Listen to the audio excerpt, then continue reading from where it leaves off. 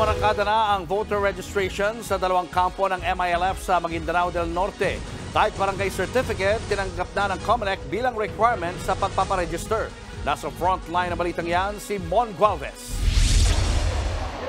Bit-bit ang kanilang mga form, walang tigil ang dating ng mga nagpaparehistro bilang botante sa Camp Darapanan sa Maguindanao del Norte.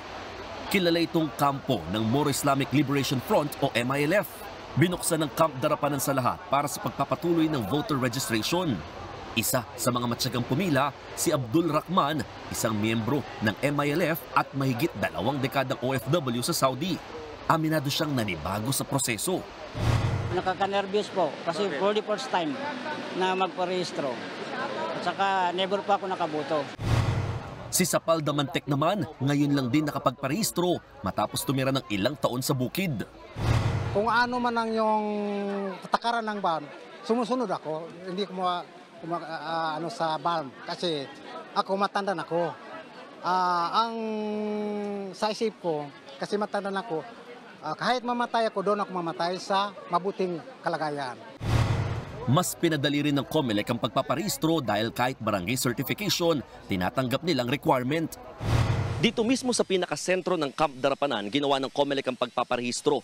Noon, hindi maikaila ng mga taga rito na iniwasan at kinatakutan ng lugar bilang kampo ng MILF. Pero bilang bahagi na nagpapatuloy na peace process, pinilit ng COMELEC na makahikayat pa ng dagdag na botante mula mismo rito sa lugar. Aminado ang pamunuan ng BARM, hindi naging madali sa kanila na magparehistro at makaboto noon, dulot ng takot lalo na para sa mga nakikipagbakbakan na miyembro ng MILF. Yung mga combatant ay dahil takot sila na pumunta ng kuan, ayaw nila na ma-kuan sila, ma-intercept sila. Ayaw nilang mabulgar yung kanilang identity, yung iba. So hindi sila gustong mag-register. Pero ngayon, hindi na yung mangyayari kasi they are already confident na partnership na ang gobyerno at ng Moro Islamic Liberation.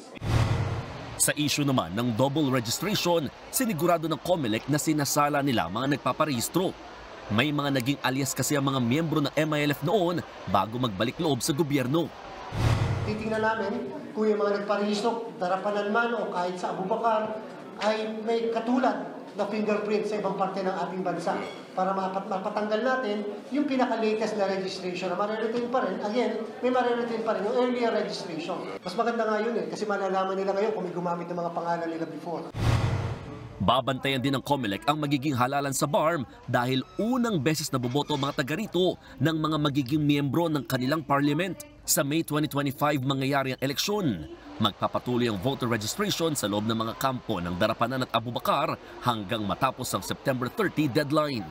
Nagbabalita mula sa frontline, Mon Gualvez, News 5. Mga kapatid, Julius Babaw po. Iba na ang may alam at may pakialam sa panahon ngayon.